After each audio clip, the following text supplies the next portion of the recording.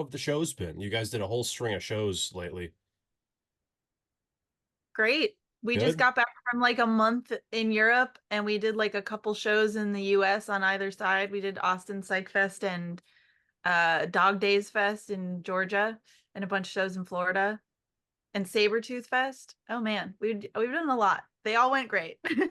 No The notes. Florida shows were like hot as like the hottest shows I've ever played in my life. I think I lost like 10 pounds from just sweating every night.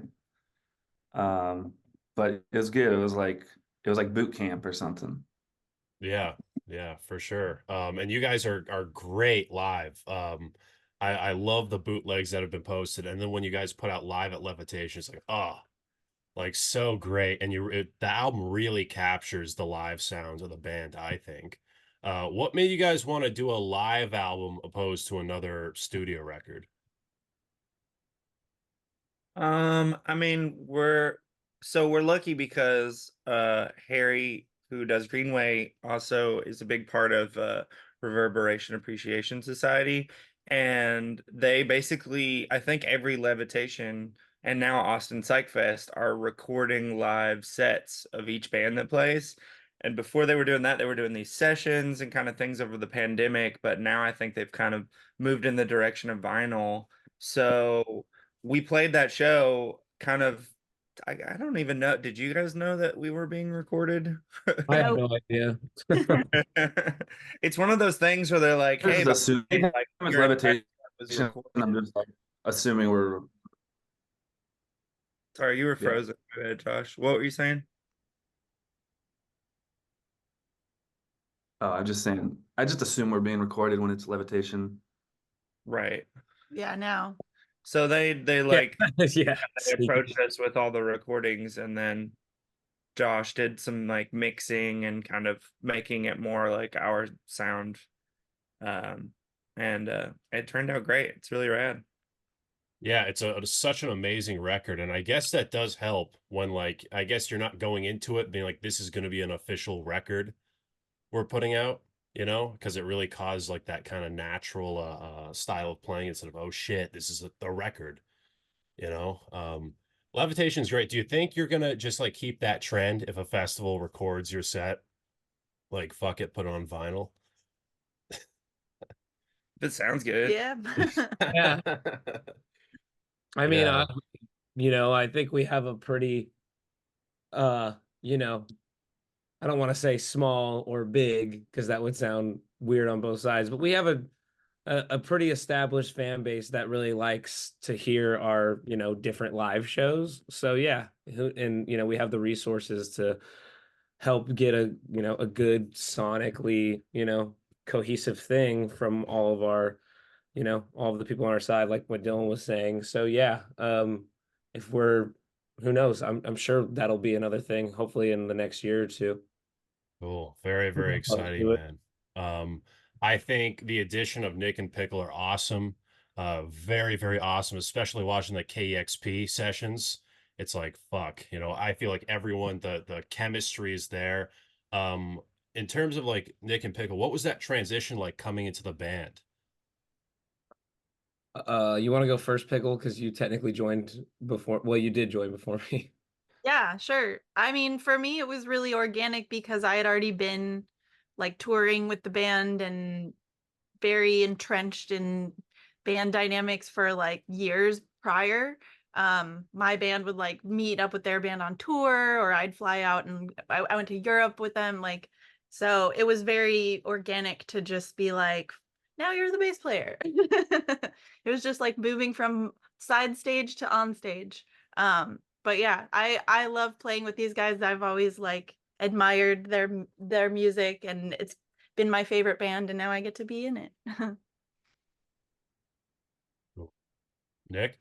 Uh, Mine wasn't organic at all. I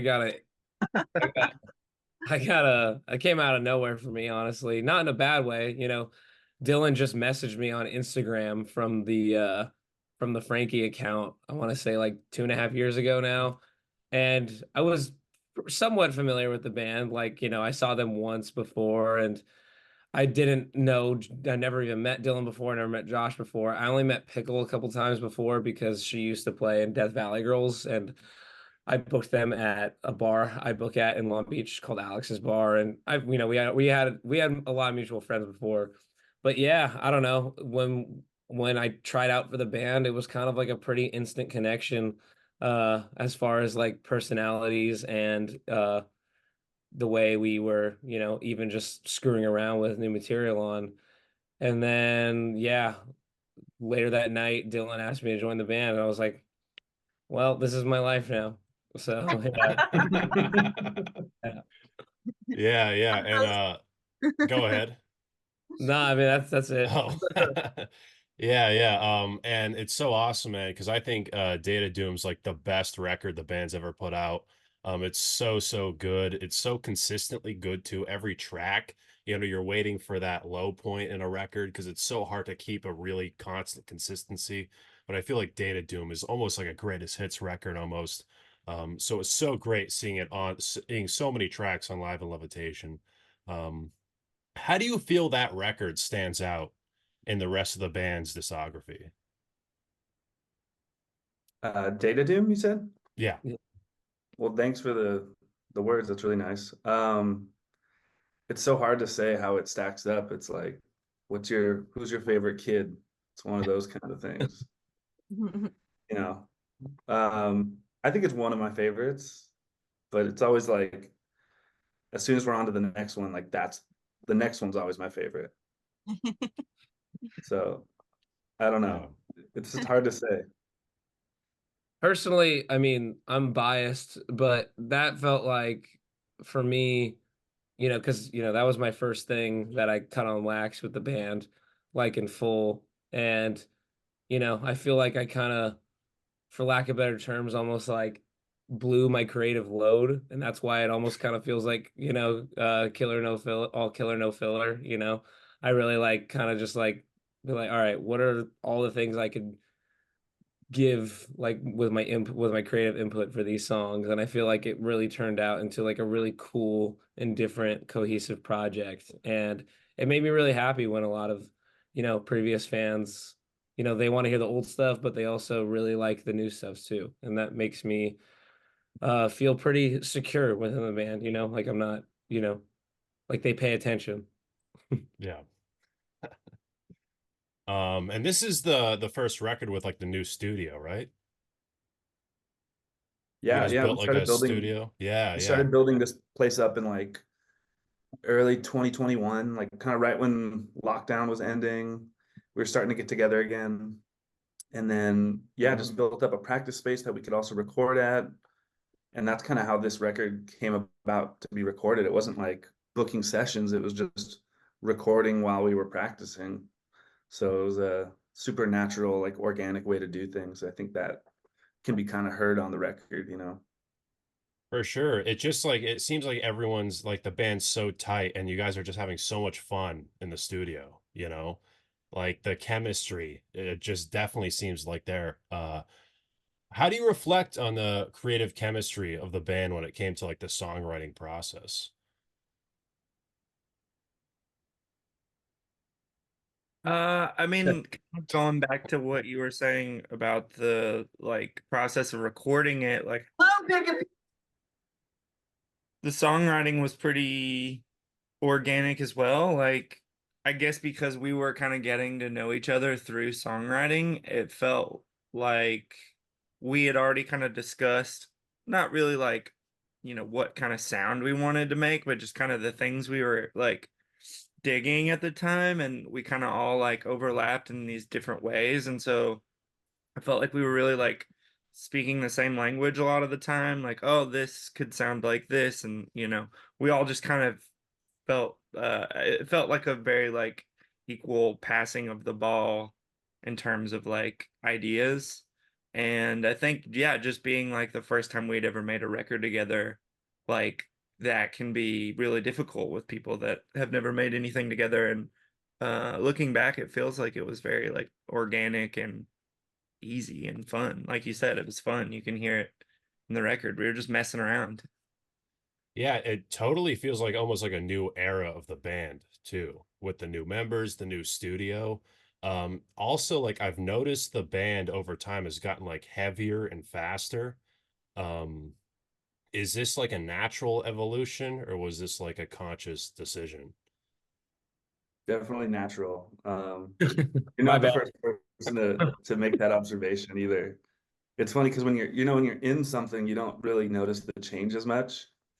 But then it's like hearing it from the outside. Yeah, I think we started drinking more coffee or something, or doing other stuff. Who I'll do it. knows? I mean, not to, I'm not necessarily like patting myself on the back when I say this, or necessarily saying it's a bad thing either, but like if you listen to like some of the, the older tracks that were played live before I was in the band, and compared to how I play them now, I definitely, rev it up a little bit. I grew up in punk rock and heavy music in general and fast music, and for better for worse, I have definitely like picked up the energy a little bit with like the new songs that we're writing and the older songs that we play live. And I think 90% of the time, it's definitely a good thing, especially in a live setting, because it gets the people going, and there's no better feeling than getting a crowd going with your music. That's kind of still why that's why I do it. I think that's Yeah, why that's we. interesting. That's an interesting way to think of it. Like, I feel like we didn't really start making records. The first four records we weren't touring on, so we would just record them in the studio and then try to play them live afterwards. And then starting with Zan, we kind of were already touring at that point, and we realized like the fast stuff is just more fun, more energetic to play live, which kind of and then informed the songwriting, I would say. Cool. Well, it's definitely a welcomed addition to the band. And we'll see in 10 years if you guys are doing thrash metal or not. Um, Yeah, no, looking to it's so go. I, funny, I ain't man. getting a double kick pedal. I'm sorry. Not that I'm Yeah. knocking it. It's just like I don't know. It's just more gear. Yeah, for sure. And you guys definitely, I think it's more of like a punk edge, more if anything. I've heard you people even call you guys like psych punk or like neo psych punk. Do you guys like identify with that genre for the band? I mean, genres are just, that's for people to decide. We're just gonna keep making the music we make. Yeah, that's why I just like calling it rock and roll, and people can listen and decide for themselves. Yeah, fair enough. It's like when Black Sabbath didn't even like they were at one point they were like we didn't even invent heavy metal and we're just a rock band. So I feel like it Yeah. is hard for bands to kind of pinpoint like your own sound, And I guess a genre is a very flexible thing and we're kind of at the point in music now where genre is kind of just a loose term, because like I feel like every album you guys put out almost has like such a unique sound and it could be almost at this point from a different band each record and I think it's a very welcomed thing in terms of like being a fan instead of every album being like an AC/DC record, you know what I mean? Yeah, yeah. And what was it like working with Greenway for Data Doom and Levitation? Like what's that relationship like with the label? We love Greenway. Greenway's been our label for a while now, and we have a great relationship with Harry, the head of the label. He's our best friend. And yeah, he's like in the studio when we record entire time. He's like backing us every step of the way. He's coming up with ideas. He had a really important lyrical decision on this new album that we are creating currently. Really pivotal lyrical decision. He changed a word of a song for us, and we are so blessed. But yeah, we love Greenway. Like, it's a dream to work with them and to work with Harry. Like he's the most motivated, positive, enthusiastic person about music, and he just like gets you feeling excited and inspired. So we love them. Cool. Yeah, let's just say whenever I'm like feeling you know, uninspired about, just anything, like if you just even when we have like a Zoom meeting like what kind of like we're having right now with Harry, he'll kind of like revitalize like everything, and just like he's just a genuine burst of energy And I feel like sometimes I jokingly say this to everyone who asks me about, oh, who's your manager? Who's your label manager? I'm like, oh, it's Harry. And I'll just tell you how good he is. I feel like he knows more about what's going on with the band than I do sometimes. Like he cares about us like to a crazy extent. And like not in like a stingy way either, but like a very genuine, like cool way. Like he loves us and we love him. And yeah, he's basically like the fifth member at this point. Cool. True. Well, that's really awesome to hear because I feel like back in the day, labels, it was like just such an abusive relationship I mean, it with still is. artists. That's the thing. It's so lucky. We're so lucky because we're working with someone who's like actually loves what they're doing. Like he loves putting out music, championing music as much as like either of us or anyone who listens to it all the time. I feel like a lot of labels and stuff like you can come from different angles, but some people come from more of like a bottom line, like how do I make money or whatever. But I feel like Harry comes from this place of just like wants to see it in the world, and if he doesn't see it in the world, he's gonna make it. Yeah. Well, they're definitely back in the day, labels were very rough. And even now, I know bands who have fortunately been scammed by labels and whatnot. But I feel like there was never that relationship back in the day, where it was people who were for the music, opposed to just kind of businessmen. So it's really nice to see in like, especially the psych community. What a lot of people like, and especially me about Data Doom is a lot of the lyrical themes. And also this dystopian universe you guys build up. Will this same universe be explored in other records, or do you like it more contained in that one concept album? I think that's a great question. That was a good Uh, question. Dylan, I feel like you're the primary Yeah. lyric. I mean, I think that record lyrically definitely found like a theme, but it was really just what was like going on, I think, in all of our lives. Like it kind of just thinking about what it was like to be in the world at that time. And I think that's never going to go away. Like we've kind of surpassed the like like technology is just becoming more and more integrated in our lives. So I'm sure that's gonna come up at some point, but maybe not the idea, maybe not the same idea. Like I think, like anything, you kind of move away from things, but yeah, I mean, we were all experiencing our phones and technology and what it was doing to our day to day, and I don't think that's going to go anywhere. Yeah, at this point, I feel like it's I see something new that like AI is doing or you know, and I'm just like I'm not even surprised at this point. I'm just kind of like, well, yeah, that's a thing now. That's a thing now. And I remember kind of shortly after I joined the band in like early 2022, like Dylan was telling me about like Chat GBT, and that was kind of like a new thing, and like those weird like hilarious like image generators where you could put in like I don't know like The Rock having a tea party with like a bunch of kids and like it gives like a really weird distorting image of that, and now it's like that's a real crazy thing now, and I feel like it's just getting more and more advanced and it's kind of scary, and it's basically our life now at this point, so I don't think those themes are going away. Yeah, and it's so scary because it's only been around for like a few years now, and you hear like Johnny Cash singing "Baby's Got Back" and stuff. It's like it's like, what is that going to look like in 10 years? You know what I mean? It's kind of a scary future. So like it was cool hearing kind of those anxieties come through the record. And I think they translated really well.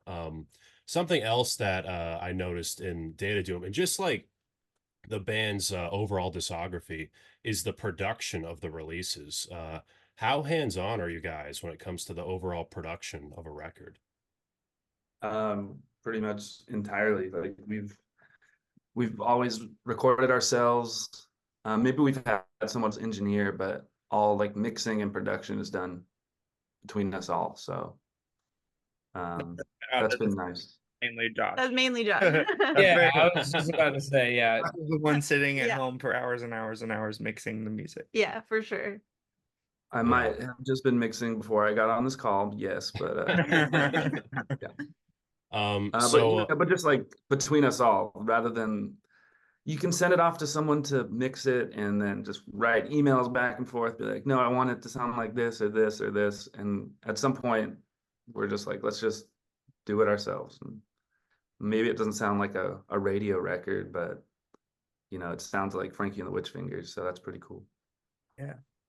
Yeah, well, I feel like the band has always had that DIY element, you know, and I feel like that's the best because when it comes to production, sometimes it is like I want it to sound this way, and you can't really translate that with the producer. So to just do it yourself, I feel like is the best way, and what a lot of bands are doing currently.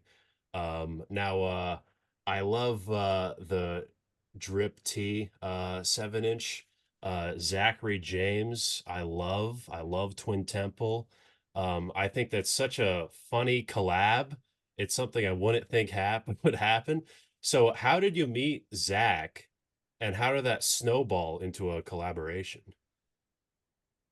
We met Zach through Glenn, through the old drummer, Glenn. Glenn made that introduction. But like since then we've become really great friends. Like I talk to them all the time and we go over to their house for barbecues and stuff. But yeah, that was recorded in their basement of their old house of what was it? 666 Studios or something? Yeah, yeah. Studio 666. Studio 666. Yeah, Zach's amazing. We love Twin Temple and Zach is just such a talented guitar player, producer. Yeah, I think the original connection was made through Glenn. And I don't remember how Glenn met them. I just am assuming through music, like through vintage music enthusiasm. I don't know. Cool. Well, it came out to be a really awesome, you know, 7-inch. And in the future, are there other artists you'd like to collaborate with? And would you want to even collaborate with other artists?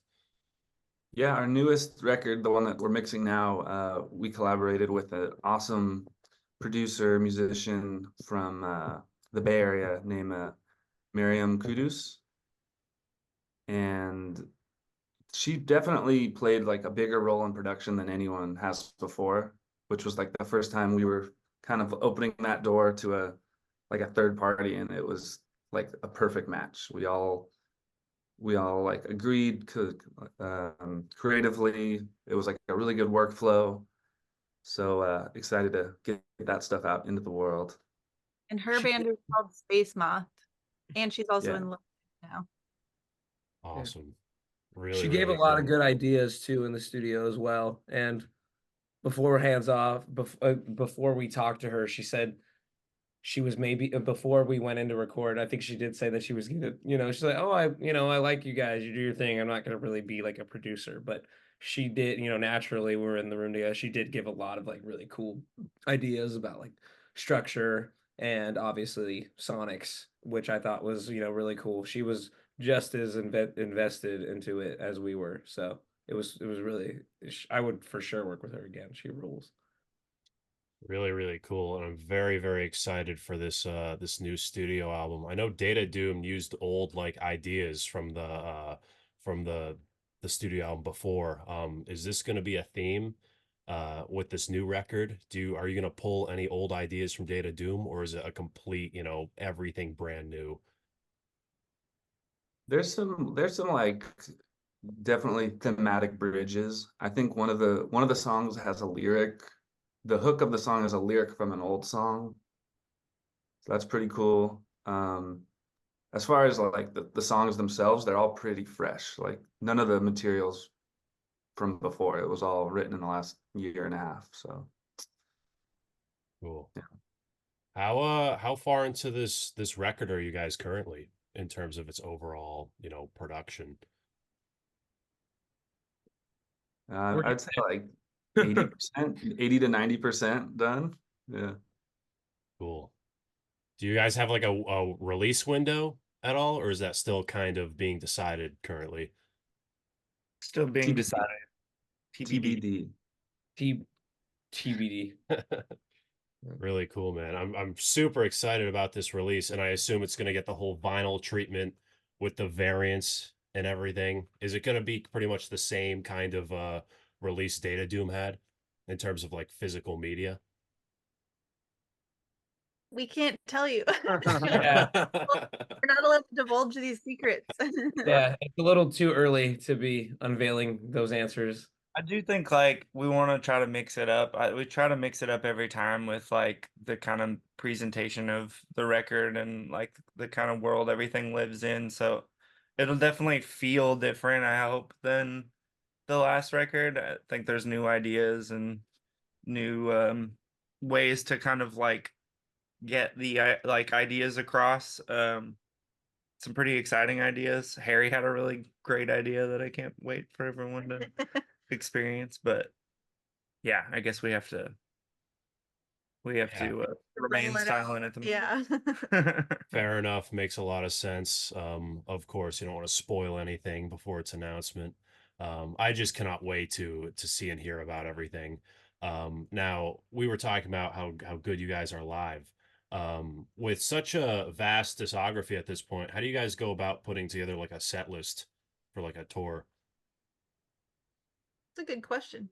Yeah, it can be tough. I mean, also, you know, with every lineup change, the you kind of have to start over the songs you learn. I feel like we definitely lean towards the newer now, where just the newer stuff is the most exciting for us to play. And the older songs we do play are very like carefully chosen. Some of the styles the older songs have just don't really meld with our new set anymore. But then like another fun thing we have done is taken really old songs and kind of reamped them to sound like we do now. And that's been a fun experience, I think. Totally. Yeah, I think it's a combination. I'm kind of the guy who takes the liberty of making the set list before every show. It's usually mostly me and Josh who do that. It's not like we're in charge of it. It's just I don't know, I like doing that kind of thing. And, 9 out of 10 times, everyone's like, "Yeah, cool, that sounds good." And I like to think of it of a mix of what we played previously in that city before, what we generally really like playing in a live setting, what the crowd wants to hear, and yeah, I think it's like those three things I'm keeping in the back of my mind when I make a set list. Like what is cohesive, what's gonna make the crowd happy, but also what's gonna make it interesting too. Yeah, for sure. How often do you guys, because you seem to have like a very static set list, per leg of each tour.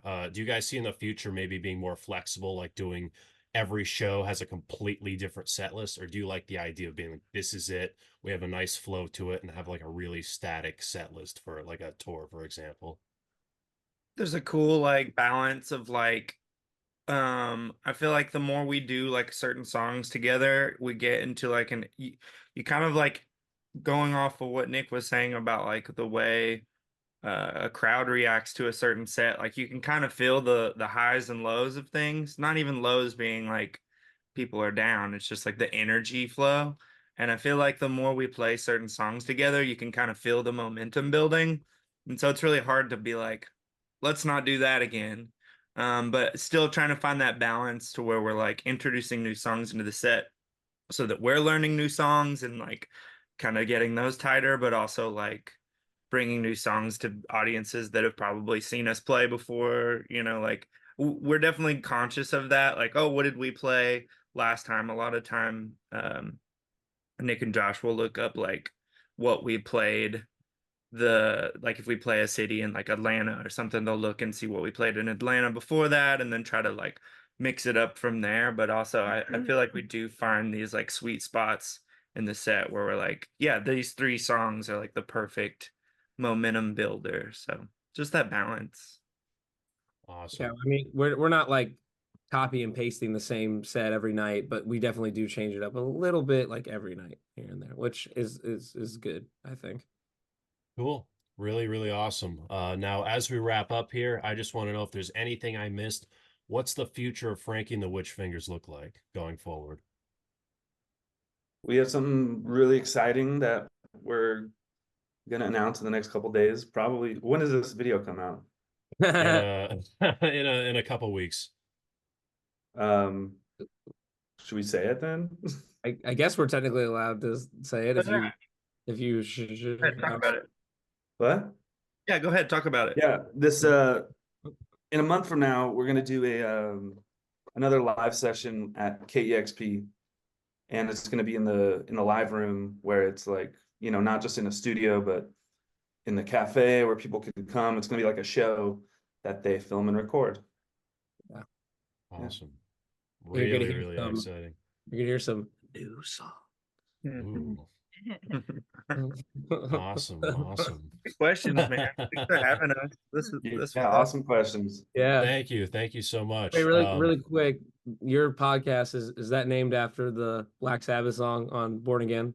You bet your fucking ass it is. It is so good, man. I actually just got I got a vinyl, a promo of it the other day at a record convention. Yeah, paid out the ass for it. But I think people shit on it all the time.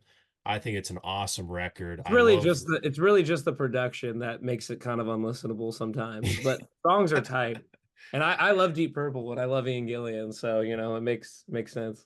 Yeah, it has the production of like a black metal album, but yeah, it does.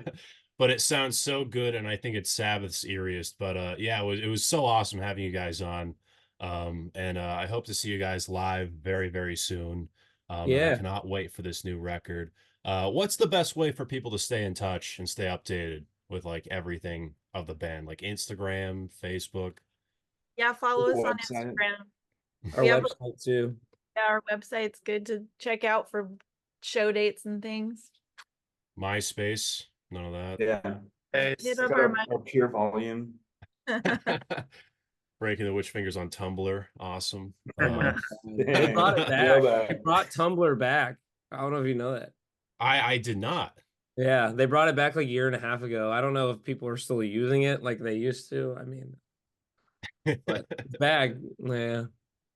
Yeah. I just remember it being like kind of like I tried it once and it was just too much porn, and I was like, all right, I think I'm just yeah, it's kind of weird. I'm just gonna stick with Instagram. But yeah, it was amazing talking to you guys. I'm Brandon Battick, and this is Disturbing the Priest.